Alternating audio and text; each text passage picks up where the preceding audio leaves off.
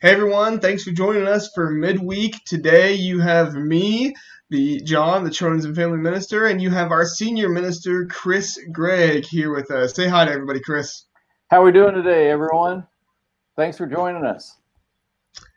Well, it's good to be here today. We are going to be talking about another emotion. So, Chris, you and CJ talked about, what was it, grieving the first week? Was that it? Grieving and loss and sadness. Yep. And then Dan and Mark talked about anxiety last week. And this week, we get the pleasure of talking about anger. Mm-hmm. So that's going to be a whole lot of fun to discuss that. Let me start off by asking you, Chris, how do you normally express your anger? My anger is actually my default emotion, I think. And I think it is for a lot of men. We get angry because we're frustrated. There's some unmet expectations. A lot of times I'm angry because I've lost my car keys again. I can't find my coffee cup. I'm looking around for something that I know I knew where it was. And then I'm losing time on that something. I could get something else done, looking for a tool, not getting things done. That's a lot of my frustration. How about for you? How does anger come out for you? Yeah, I think for me, I try to suppress anger as much as I possibly can. And then what happens is I suppress it so much that eventually I just explode with Mm-hmm. the smallest amount of Mm-hmm. anger.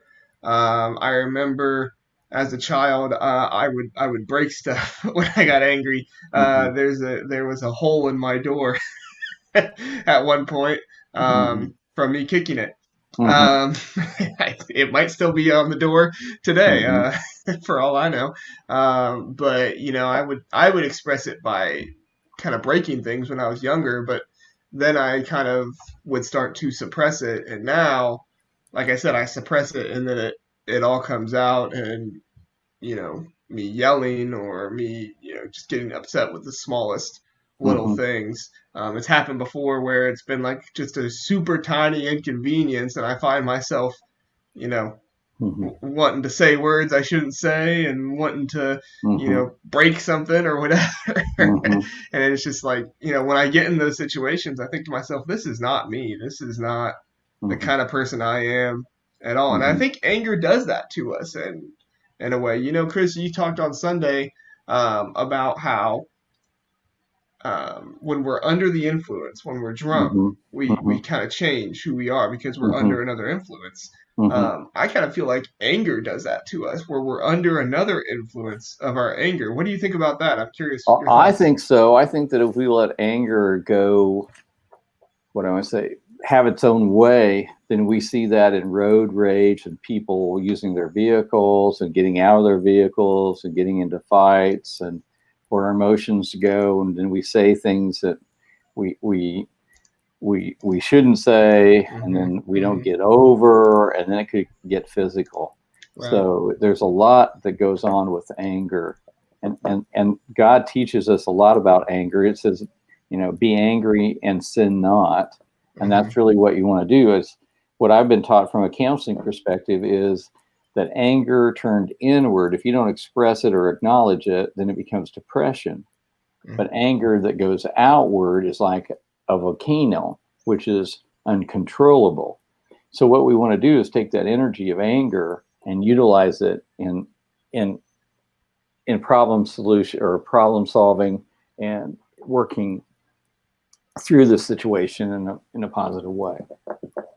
Yeah, I think what you said there about how anger kind of explodes out of a volcano Mm-hmm. Mm-hmm. is one of the reasons why so many of us get uncomfortable with anger. Mm-hmm. Mm-hmm. How do you feel? So we talked about how you express your anger. How do you feel when you're around other people? Maybe it's a family member, maybe it's your, Mm-hmm. spouse, or just some friends or random people.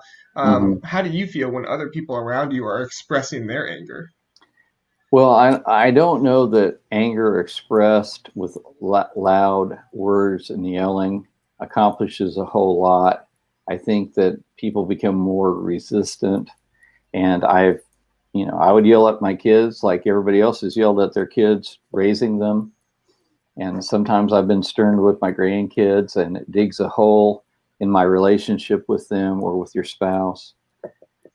If you can step back out of the situation and respond the way you would like to be treated. I don't respond very well when I'm yelled at or criticized. And at the same time, sometimes those truths, if you can read between the anger and hear what they're saying, there might be something, a kernel of truth or a nugget there that I can learn from. But at the same time, that's not the most productive way of approaching the problem. Mm-hmm. I know pastors that have been fired because they yelled at their staff. Again, not a productive way. You're not going to have a happy staff or a good team if you're yelling at everybody all the time.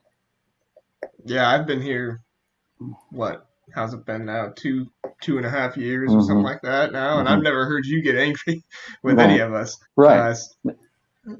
Express that anger. Now you have been angry, and you've told us before, hey, I'm angry right now, and you acknowledge it. Right. So we've definitely heard about your anger, but not so much seen it as that like volcano eruption, like you're talking about. And I think that you make a good point there about how it can not only can we explode, but it can kind of explode our relationships with others, and whether it's work or family or whatever else. I know for me, I oftentimes, with the people I'm in relationships with or the people I'm close to, will try to avoid the anger with them as much as possible. Whether it's, all right, I'm going to give you a little bit of information now and give it to you slowly so that way you're not upset with me, or whatever it is. Try to avoid that anger as much as possible, because I just get physically uncomfortable when I'm around somebody who's angry. I was in the grocery store the other day, and there is just this person.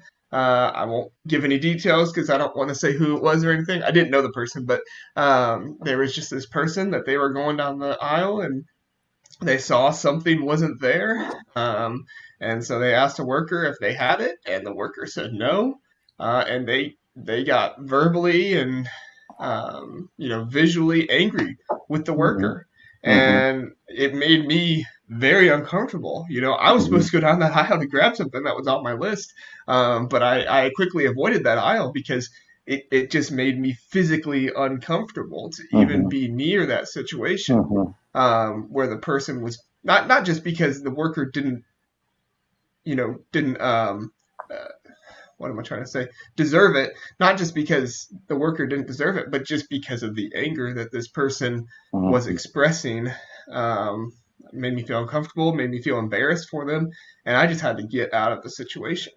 And I think that's important for us to realize how we feel about other people expressing our anger, because it tells us a little bit of how we feel when God expresses his anger.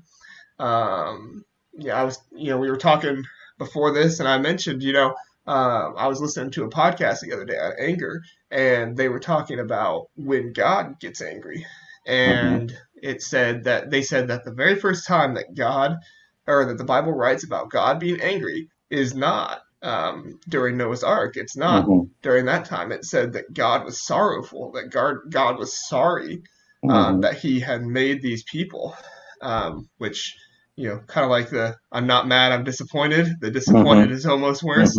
But it actually says that the first time God was angry was with Moses, in Exodus 4 at the burning bush, where Moses is making all these excuses, and finally God's just like, Moses, you're going to do it. It's like, kind of like if your child is making excuses on why they don't want to clean their room, you're like, you're going to do it. I don't care what excuse you have. You're going to do it.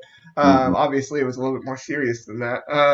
But yeah, it's crazy to think about God being angry, and how we would react to that, because, for us, God isn't right in front of us getting angry. How does that make you feel, the thought of God maybe not being angry with you, but just God being angry in general? It's pretty scary to think that God was angry. Yeah. But he's a jealous God. He's a loving God, and the things that we are concerned about a lot of times, and the expectations that we have. But God wasn't surprised. He knew what Moses was going to do, and so I think he might have had the expectation that Moses, I am God, and I'm going to be with you. That's enough. And Moses didn't follow from that. But eventually Moses was the humblest man that ever lived, but also walked with God in that leadership piece. So I think today a lot of our anger is damaging in our relationships, and we've got to be really careful. In fact, there was a time in our marriage, Stacy and I, where I basically said, hey, if I say anything, I out of anger or in emotion, you're never going to forget it, and it will be used against me later, and there'll be resentment. So until I can calm down and choose my words carefully, and it can be constructive, I don't need to go any further in that. And a lot of people, don't let your sun go down with your anger, or go down on your anger. Think that you need to stay up all night until it's worked out. Well, the later you go and the more tired you get, the less likely that you're going to be in control of your emotions. And so I think that delaying and scheduling a time when I will address this, when we are not maybe hungry or irritated because of other things that went wrong that day, and I'm taking it out on my spouse or family members instead of handling it as well as I should. All of that comes into this anger. So. Yeah, we've talked a lot about how anger can be bad. It not only be bad for ourselves, but bad for our relationships. There are serious health issues that come from being angry too often. Like you said, about suppressing your anger can often lead to depression, things like that. But I guess the way I look at it is there has to be righteous anger, because God got angry, and Jesus got angry too. In Matthew chapter 21, verses 12 through 14, it talks about when Jesus got angry. I'll just go ahead and read it here. It says, Jesus entered the temple courts and drove out all who were buying and selling there. He overturned the tables of the money chargers and the benches of those selling doves. It is written, he said to them, my house will be called a house of prayer, but you are making it a den of robbers. The blind and the lame came to him at the temple, and he healed them. When I read that, I think to myself, well, obviously, yeah, Jesus was mad. He was angry. But what was it about Jesus' anger there that was righteous versus our anger that isn't good for us or isn't good for other people? You have any thoughts on that, Chris? Well, I think Jesus was jealous for God, that his house was being abused and his name was being abused in the selling of the sacrifices. People were being price gouged, and that wasn't what the temple was for. It was about worshiping and coming into the presence of God, and they had abused that to make money. Yeah. So yeah, it's like, obviously we see all kinds of different injustice in the world today, and there's been injustice all throughout history. Pick up any history book and you're probably going to find some injustice in there, and this injustice is probably a little bit different from anything we've experienced or read about. But you think about it was injustice that these people needed to come to the temple. They needed to make their sacrifices, and when things were being sold at a price that they were not able to make their sacrifices, they were keeping people from being able to sacrifice to God. Today it's a little bit easier. We come in and we give our offering and we give our time, and we kind of sacrifice that way financially. But for them, there was no currency, money system, or anything like that to have. That's what they had. They had to trade and barter and give sacrifices, and when they couldn't do it, it made Jesus angry, Mhm. obviously. Mhm. And it makes me wonder what he would do if he were here today with other injustices that go Mhm. on in our world. Mhm. You know, whether it's genocide or, you know, whatever it may be, whatever injustices there may be in the world. Mhm. Um, Makes me curious how Jesus would have reacted to them Mhm. today.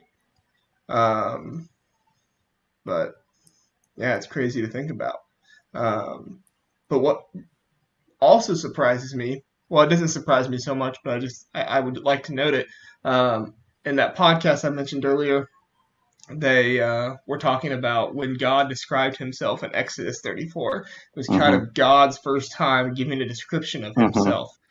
In verses 6 and 7, he gives this description of himself, saying tender and kind and gracious. Mhm. And one thing he says after saying tender, kind, and gracious is slow to anger. Right.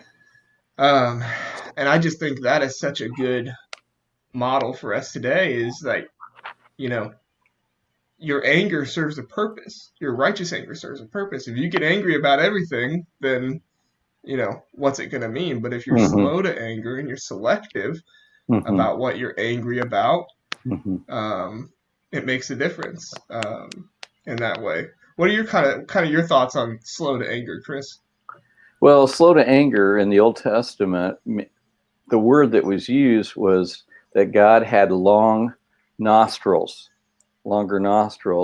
because if you've noticed, somebody that's really explosive has you know larger nostrils, wider, because they're blowing out in Yeah. anger, and so that word comes from that. But God's anger produces a change in us, and it's a righteous anger, and it's a jealous anger for our own good, as opposed to a self-serving anger that most of the time that's what I have.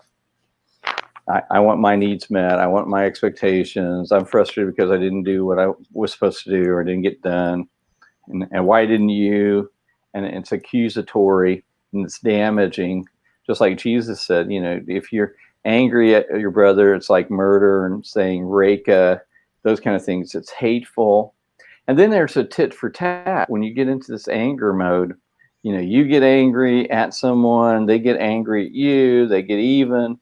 It does not reconcile, and the purpose is thwarted. And so you got to look for that mutual purpose of how do you do that. And at the same time, if somebody's angry with me, and I've had that more so in youth ministry, where a parent would be angry, and they really don't know the whole story. And I'm an innocent party, so I don't have to react to them. I can say, I'm sorry, but when you're ready to talk about this without the emotion, without the anger, then we can resolve this, because I'd love to talk to you, but I'm not going to talk to you in the heat of this moment, because nothing productive is going to come of it.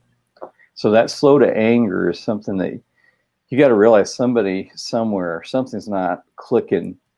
And like, again, I just, Indiana is has one of the highest rates of road rage in the nation. That just surprises me, because I think we Hoosiers are more easygoing and more laid back, and we're rural and we like people. But you put people in the car, they go crazy. I mean, it's just nuts. I mean, you see these nice little old ladies just get into this rage, and they want to flip you off, or You tell saying you've you been flipped off by a where lot of you old go. ladies on the Yeah, on the it's just roads? crazy. It's crazy. I mean, people you would never imagine just go crazy behind a wheel. I don't know if it's because we have the Indy 500 here and NASCAR that we think I, we're the perfect drivers, or what, but it's crazy uh, for us. So Note to the audience: if you see Chris on the road, don't get angry with him. if you're a Otherwise, he little old might. lady, try to Yeah, contain yourself. yeah. Try to contain yourself. Don't be flipping the bird to Chris while he's driving or anything like that. So probably shouldn't flip the bird to anybody while you're driving. Keep both hands on the wheel, right? Right, right. Yeah. Why do So that? It's like, you're number one too. yeah, yeah, yeah. There you go. Um, but yeah, I think you make a great point with just how our too much anger, and it can really be a bad thing because we don't see the whole picture. I was having, well, not just one. I've had multiple conversations with people the past few months where we were kind of talking about something, and it just seemed like all of a sudden there was this anger about what we were talking about because we didn't agree. And I'm sure nobody's having issues with people not agreeing with them and getting angry over it right now. I Right. mean, Right. there's nothing going on that would make people angry. But Not at all. but sometimes we don't always see the whole picture of what Right. somebody's talking about. Right. Um, Sometimes it's a miscommunication. Sometimes it's an Mm-hmm. issue of, something Mm-hmm. wasn't clearly communicated. But a lot of the times it just comes from not seeing the whole picture. Not, Mm-hmm. you kind of take the one thing at what it is and then you go with it. I see that all the time where Mm-hmm. somebody will, talk about social media, where somebody will share an article on social media and say, this just got me so fired up. This got me so Mm-hmm. angry. Well, the title wouldn't make anybody angry, but then you read it and you're like, well, it really wasn't that Mm-hmm. controversial. But if you Mm-hmm. just go in and you read the title and that's all you think about and that's all you do and you let it flood your mind and make up Mm-hmm. all these things. And of course, I'm not just talking about articles, I'm using a metaphor here. Mm-hmm. Um, I can often do that to us. So we have to be slow to anger in that way to think about the big picture, Mm-hmm. think about everything that's going on, so we don't burn those bridges, burn those Mm-hmm. relationships that we do have.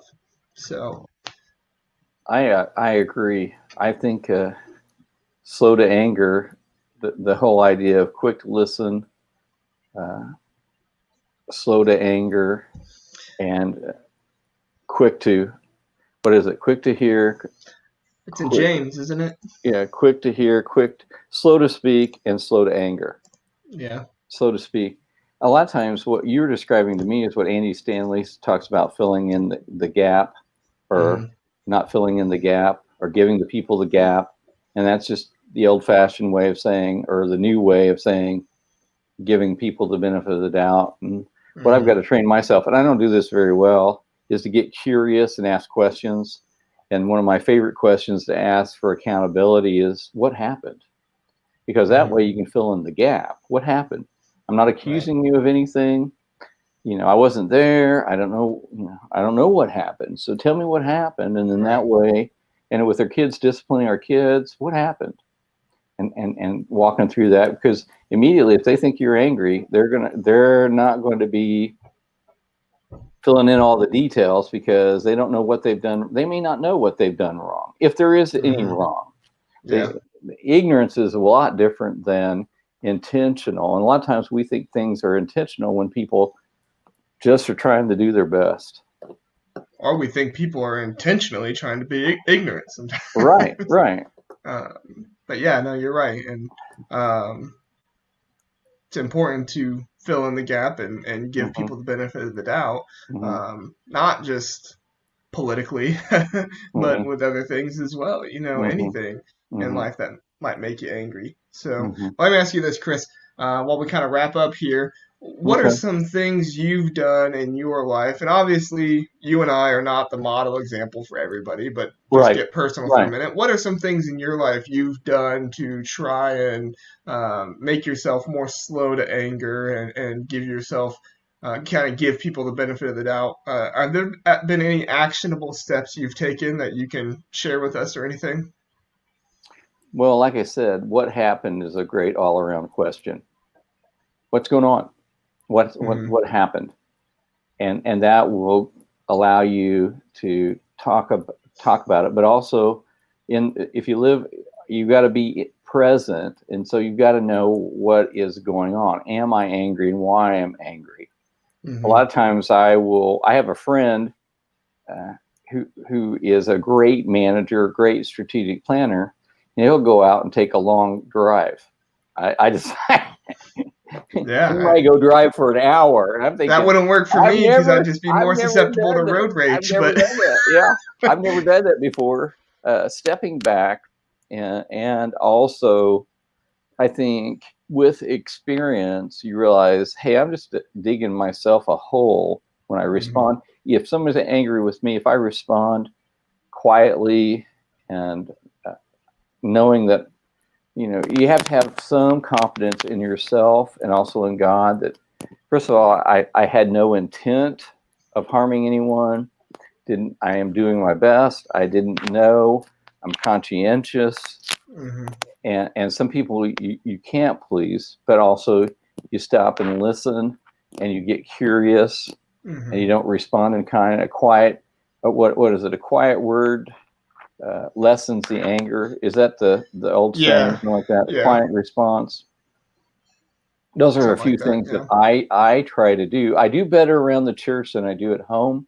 I'm a little bit shorter fused around home, and that bothers me. And so a lot of times I'm repenting of what I've thought, what I've said, and I think it all starts with our thoughts. So we've got to know, hey, if I'm thinking it, I might say it, I might do something, and Mm-hmm. so we need to check it in our heart and in our mind at that first thing. And sometimes I just confess, hey God, I'm out of line here. I'm Right. way overreacting. And then I've got to understand, am I tired? Have I had a bad day?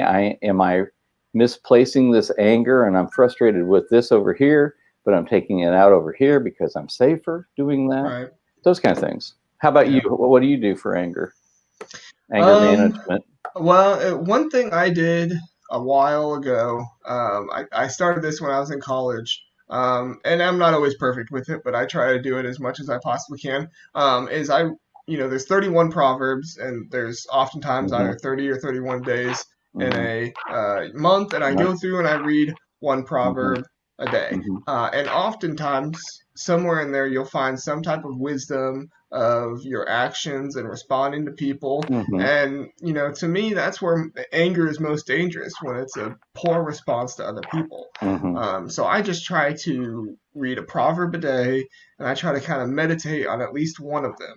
Mm-hmm. And there's this one proverb that I've thought about oftentimes, and depending on what translation you read, it'll be different. But basically, it says a loud response to a loud response will only give you a louder response. Mm-hmm. And it's just, you think to yourself, well, that should be common Mm-hmm. sense, but it is a very wise thing to know and a very wise thing to say. Mm-hmm. So I just try to, whenever I have that feeling of anger or anything, or I recognize that somebody else is getting angry, I just try to be as calm as I possibly can. And breathing is the best way for that. Mm-hmm. There are countless studies out there about breathing exercises and how important they are, Mm-hmm. not only for our anger, but for our stress, for depression, for anything, Mm-hmm. anxiety, anything like that. So I just really try to focus on breathing. If I'm texting with Mm-hmm. somebody, I'll kind of take a moment, close my eyes, focus on my breathing. If I'm talking to somebody face to face, I'll be listening, but in my head, I'll also be thinking, okay, deep breaths type of thing. And it might sound kind of silly to Mm-hmm. do that, but it's really a good practice for me.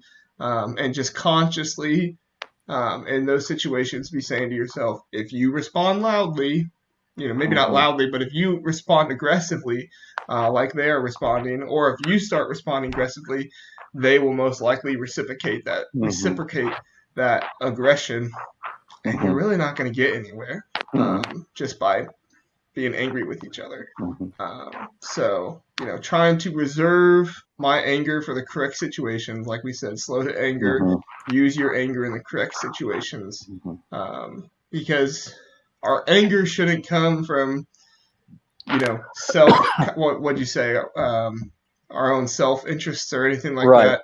It should come for a passion for other people. It should come Mm-hmm. for, you know, trying to stop injustice or trying to stop whatever. It should come from a passion and a love for other people, not Mm-hmm. from a self-interested standpoint. Which I think anytime you go through scripture and you read, anytime God gets angry, you'll find God wasn't necessarily angry for himself.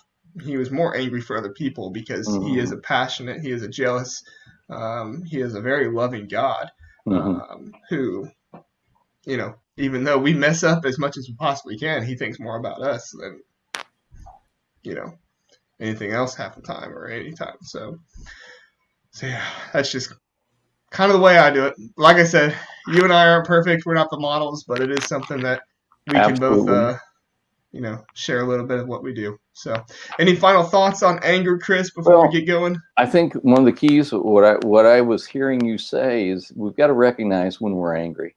Really got to own that I'm angry, and recognizing that. Then the whole thought process is, how can I handle this anger positively, constructively, wisely, and not loudly, but quietly, and hopefully have some confidence, faith in God, faith in yourself.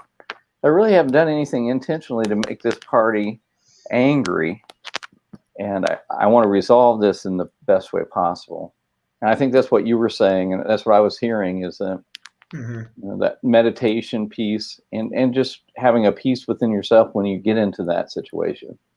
Somebody's got to keep their head at that time and have some self-control. Yeah, and I think kind of what you were saying there from that, when you said the word meditation, that makes me think, sometimes as Christians, we don't want to think about the word meditation because we often will associate that with other religions or something else. But when you think about it, your prayer time really is a meditation time. Now, it's meditation time between you and God. It's not just you meditating by yourself, but it really is a meditation time, thinking inwardly, thinking about God, praying to God, talking to God, having that time to be able to do that. It really is important. And I have found myself in situations being angry where another person's angry with me, and in my head praying, God, give me calmness. God, give me, something to think about, something to feel right now other than this anger, because I know it's not good for the situation to do that. So, yeah, I think you're right. Recognizing it is probably the first step to actually resolving anger. You have to recognize when you are angry and when it's appropriate and when it's not. So I'm of course, we're on our computers right now, and I have this, and you'll probably find this interesting, and maybe some of our viewers will find this interesting. I have this quote from Yogi Bhajan on my computer that I remind myself fairly often. If you are willing to look at another person's behavior toward you as a reflection of their relationship with themselves, rather than a statement of your value as a person, then you will, over a period of time, cease to react at all. What's saying in a nutshell is, a lot of times the person that's going off on you is, or angry at you, are mad because they have taken this personally and as an insult toward them not meeting their expectation. And if you can remove yourself from that process and not react, because you have peace in your heart and you are confident by the grace of God in yourself and not done anything intentionally, then you can peaceably take that in and then respond quietly and not loudly, like what you were saying, in a positive way. And that's hard to do. The reason why that's on my computer is because I need that. I'm working on that, and I respond emotionally because, hey, you've offended me. I'm mad. You disrespected me. You did this intentionally. No, not so much. It's something going on within them. So therefore, if I don't react and I respond appropriately, then we have a shot at trying to work this out positively. Yeah, great point. I'm glad you shared that quote, Chris. That's a very... Yeah, you don't hear me quoting the yogi very often. That's the only yogi quote you're going to get from me probably in all my life. Yogi Bear, Yogi Berra. Yogi Bhajan. All kinds of yogis. I don't know who he was. I don't know who he was. You just know like that quote. I like that quote. Yeah. There you go. All right. Well, hey, everybody, thanks for joining us for Midweek. We are going to have our last Midweek for the month next week with Dan and CJ. And I don't know. Do you remember what they're talking about, Chris? I don't remember what they are. Not right offhand. I don't know what they're talking about. Another emotion. For sure. Yeah. And those two guys together, I think, will be fascinating to watch. They're going to be dynamite. That's for sure. I hope that people will tune in and watch them. Yeah. Dan and CJ are going to be dynamite. They're going to be a lot of fun to listen to, and Maybe not as fun as we were today, Chris, but Well, really pretty fun. you Oh know, wow. you just set the bar up for them. Yeah, well, we kind of looked down because I just looked at what they're talking about next week, sadness. Sadness. So, maybe it won't be nearly as fun as our anger talk. So, Probably not. no, Probably I'm just not. kidding. They'll do a great job. It's sadness to joy, so they'll be talking about sadness and how sadness turns to joy and how we can, uh, get rid of our sadness by having joy. So, all right. Well, thanks everybody for watching today. Thank you, Chris, for your time, and we will see you again next time. See you next time.